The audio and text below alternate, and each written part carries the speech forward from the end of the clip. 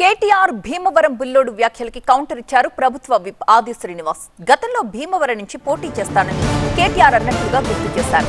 కేటీఆరే నిజమైన భీమవరం బుల్లోడవుతారంటూ విమర్శించారు. కేటీఆర్ ఒక మాట అనండి, మీరు దయచేసి గ్రామాల్లో చెప్పాల్సిన అవసరం ఉంది. తెలంగాణ రాష్ట్ర సమితి పార్టీని తెలుగు రాష్ట్ర సమితిగా మార్చుకొని ఆంధ్రాలో భీమవరంలో నేనే పోటీ చేస్తాను చెప్పన్నాడు.